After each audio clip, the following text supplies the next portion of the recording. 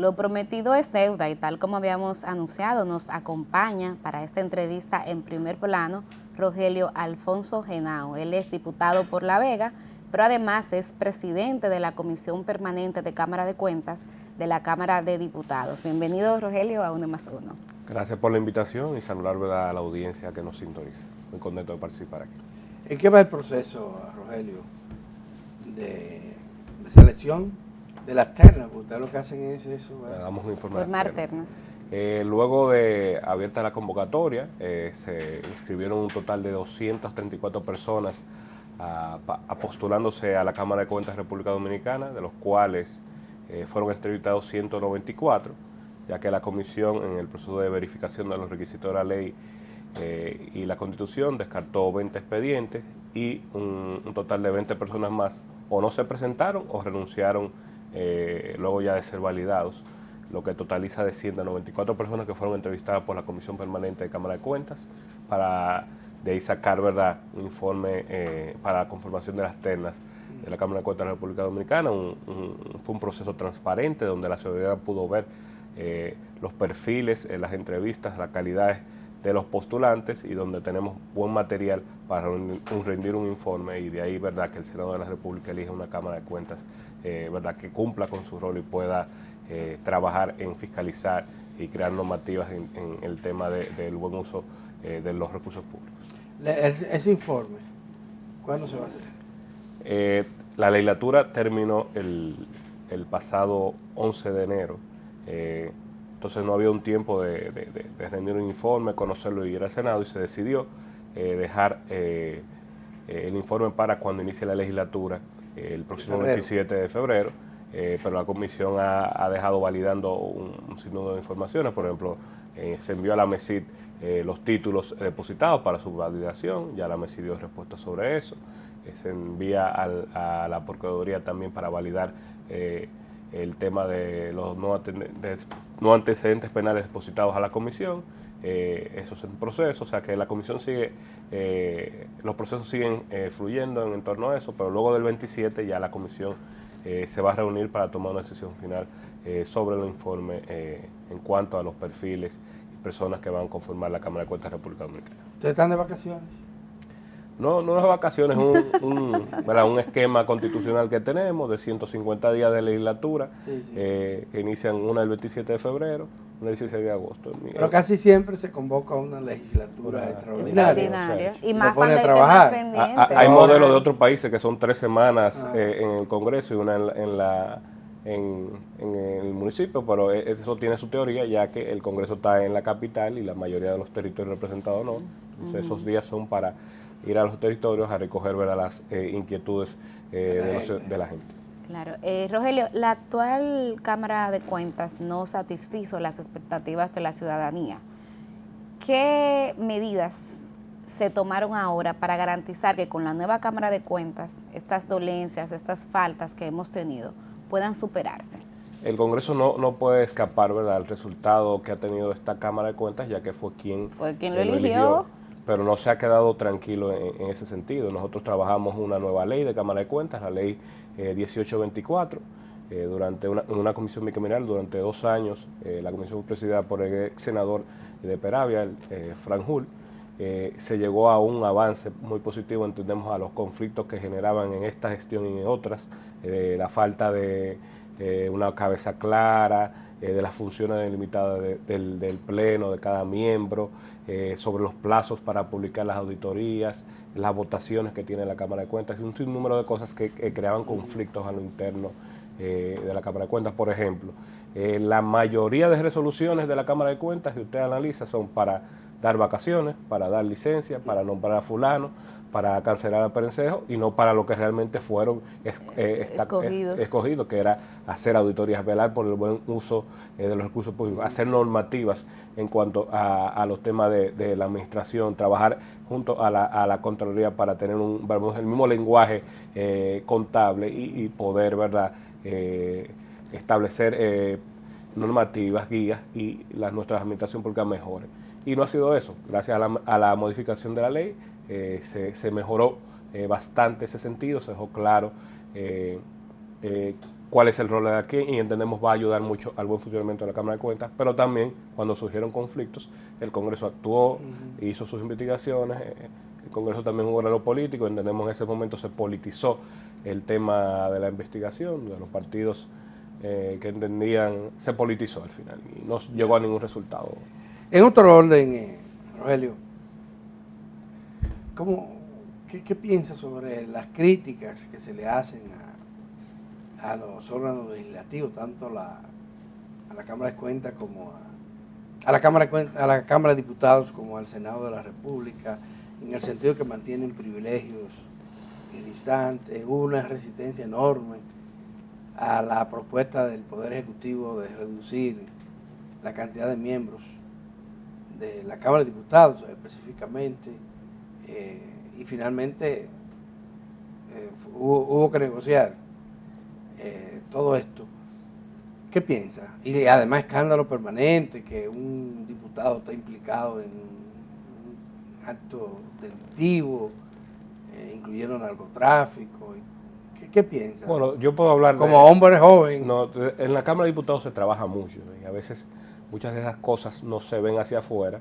Hay 40, ahora 50 comisiones con el nuevo reglamento que divididas en cada uno de los temas. La Cámara de Cuentas es uno, educación superior, y trabaja mucho. A veces no se ve hacia afuera los estudios que se hacen a las resoluciones, a la ley, y entendemos que es un cuerpo que donde se discuten las ideas y donde hay que llegar a consensos, hay que someter a votaciones y eso lleva tiempo. Por eso a veces los resultados no son tan fáciles de constatar.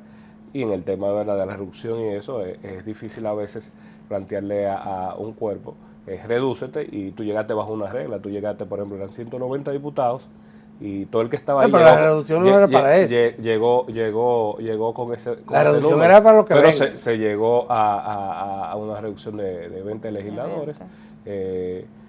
Y entendemos que fue correcta y al final el Congreso asumió su responsabilidad y votó favorablemente sobre eso. Hay otros privilegios que entendemos ser revisados y entendemos hay proyectos que buscan eliminar eso, como por ejemplo el tema de las exoneraciones. Entendemos que no le conviene ni al Congreso ni siquiera al mismo diputado. Pero esos proyectos nunca avanzan. Esta no es la primera iniciativa en ese sentido. Entendemos que hay un ambiente positivo para lograr y buscar una alternativa, ¿verdad?, a eso, como hay en otras instituciones, por ejemplo, un legislador que tiene que desplazarse, en el caso a la provincia de La Vega, existe un nivel de compensación o se le asigna un vehículo para el uso, como pasa en cualquier otra institución. Ustedes tienen choferes asignados, ¿verdad? Sí.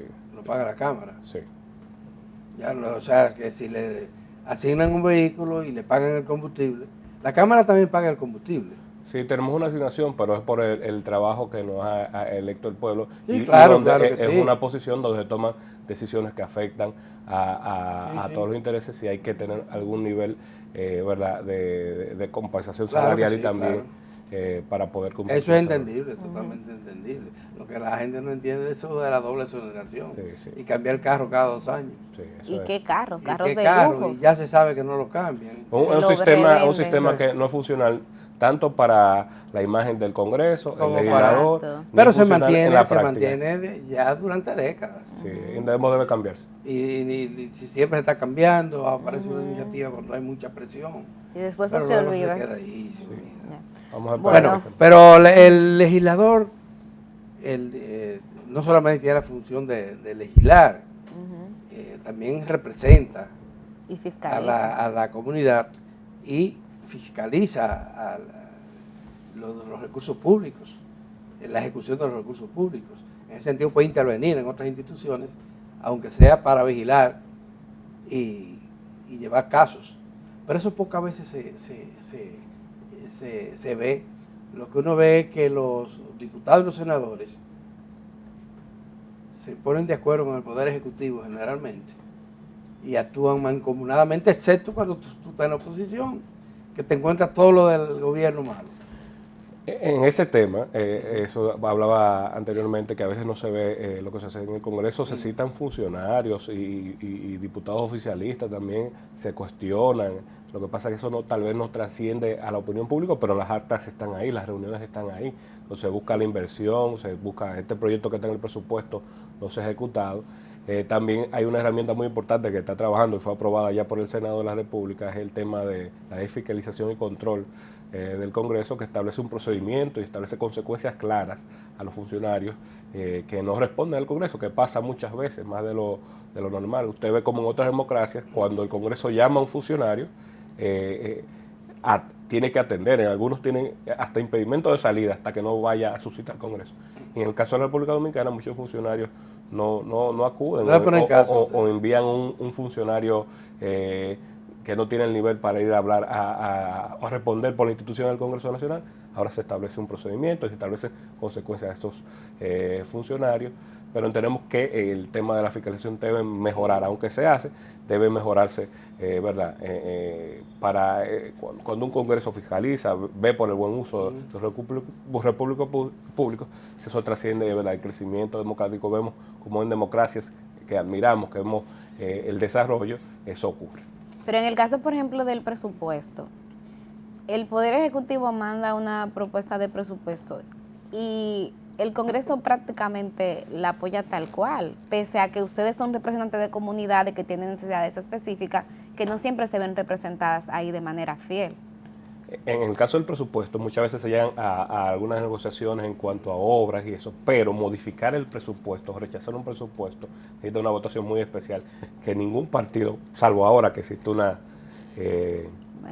mayoría muy especial, puede hacerlo de 2/3 partes. Por eso usted ha visto que nunca, en cualquier escenario político, se ha rechazado un presupuesto, porque el esquema que está creado ha sido muy difícil para modificar, pero sí se buscan consensos. Por eso usted ve siempre hay una adenda del Ejecutivo, y en esa adenda siempre hay una redistribución de algunos consensos que llegan con las comisiones para algunas obras en algunos lugares específicos. El caso de la provincia de La Vega, bueno, tú representas la provincia, pero eres de Jarabacoa. Yo represento la circunscripción 2 de La Vega, que son los municipios de Jarabacoa, Constanza y Tireo. Ajá. Qué buena triada ahí. Sí, qué municipios. Sí.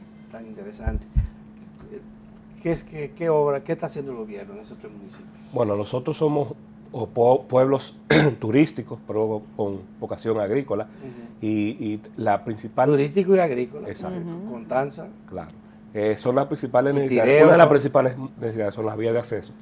El gobierno está interveniendo la Federico Basilis, que comunica La Vega con Jarabacoa, ampliándola. Es una obra importante, pero que va muy lento, ¿verdad? Y eso sí tiene tiempo en eso. Hacemos un llamado al gobierno, ¿verdad?, obras públicas, a acelerar los trabajos, porque miles de personas se desplazan los fines de semana a Jarabacoa a visitar, ¿verdad?, los monumentos de así como la de Casavito en Constanza, que aunque se hizo, a falta de mantenimiento se ha deteriorado, y es una de las principales vías para la producción nacional, donde la mayoría de los vegetales que se consumen en los hoteles y los dominicanos en los supermercados vienen del municipio de Constanza. También Constanza tiene atractivos turísticos muy bonitos que visitar y está muy en mal estado, se ha ido reparando. Aprendemos, debe, ¿verdad?, obras públicas trabajar en ese sentido. Por ejemplo, la carretera que comunica a Valle Nuevo. Se está trabajando, ya hay un tramo que se ejecutó y hay otro tramo que se está trabajando también Aguas Blancas. El gobierno está trabajando en esas carreteras, pero la principal necesidad, por ejemplo, Jarabacoa es un pueblo rodeado de agua, son los acueductos. Se han empezado qué cosa, qué contradicción. Tanta agua y no tiene acceso a ella. Puede aprovecharla. En Jarabacoa el acueducto se licitó una primera etapa, se está trabajando en la segunda etapa. En el caso de Constanza se está trabajando con el código SNIP en el Ministerio de Economía, para ya darle, ¿verdad?, como su cédula para poder empezar a poder ejecutar, ¿verdad?, ese proyecto. Pero principalmente los problemas, se está trabajando en algunos y otros están en proceso, son las vías de acceso y el agua. Bueno, en el caso de Jarabacoa hay también muchas quejas por cómo se ha ido desarrollando el turismo. Jarabacoa se llenó de casas de vacacionistas que hoy se usan en su mayoría para alquilarla a visitantes y oye, se han instalado en todos Hubo un boom inmobiliario luego de la pandemia. Desde antes de la pandemia ya lo tenía. Ya era un punto antes, pero la pandemia aceleró desproporcionadamente el crecimiento. Sí. Pero ahora se está trabajando mucho en el control de los ruidos, que ese crecimiento, ¿verdad?, que ha tenido sea un poco más organizado para proteger, ¿verdad?, la ciudad, el crecimiento, nuestro medio ambiente, y no dañar, vamos a decir, el punto turístico que tenemos. El tema es, yo no sé qué cantidad de viviendas ya hay en laderas, en montañas, y todos los desechos de esa vivienda en un lado van. Sí. Claro. Y no hay planta de tratamiento. Eso es una de las cosas. Se está licitando el acueducto y la planta de tratamiento, y además en Jarabacoa nace el yaque. El yaque del norte. Y entonces no podemos un municipio tan bonito y contaminando directamente nuestros ríos, y por eso se está trabajando, ¿verdad?, en hacer esta importante obra. ¿Y qué se está haciendo de esa planta? No, se está en proceso de licitación. Exacto. Esa licitación puede durar 3 años. Tiene bastante, tiene 10 años y entre vaivenes. A eso me refiero. Entonces, mientras tanto, el río cada vez más contaminado.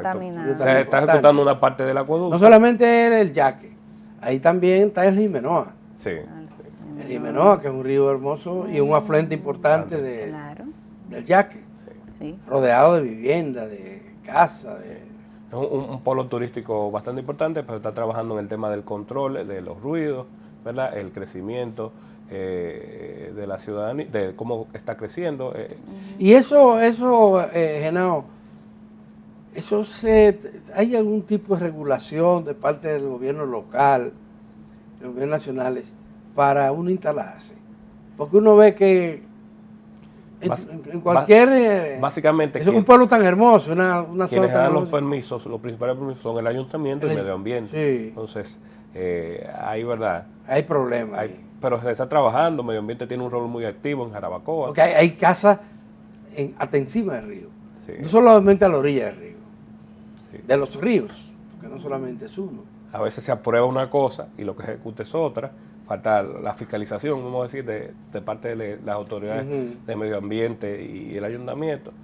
Pero, ¿y un diputado qué puede hacer en ese caso? Bueno, si ya se identifica el problema, tratar de intervenir en la solución mediante gestiones de medio ambiente, pero regulatoriamente ya nosotros tenemos todas las herramientas en el caso de, por ejemplo, está prohibido construir al lado de un río. Pero se construye. No te dan un permiso, pero se construye. Al final es la parte de fiscalización que se cumple. Sí, pero ahí viene esa una gran debilidad que tiene el Estado Dominicano, no solamente en medio ambiente ni en los gobiernos locales, y el Estado como tal tiene poca capacidad para hacer que las leyes se cumplan. Y sobre todo cuando afectan a alguien. Aplicación y consecuencias. Es algo que hay que trabajar y vemos que en los países que la cosa funciona es que se cumplen las leyes, hay un régimen de consecuencias donde usted hace lo incorrecto y se le multa, se cierra el proyecto. Y se pone de ejemplo inclusive en los países más desarrollados, cuando un funcionario, una persona pública comete un delito, eso es divulgado por todos los medios posibles. Para que la gente lo sepa, que nadie, absolutamente nadie puede cometer un delito. Claro. Fíjate Estados Unidos cómo está alarmado todavía 4 años después de lo de Trump en el Congreso. Y la idea es que no se repita. Así.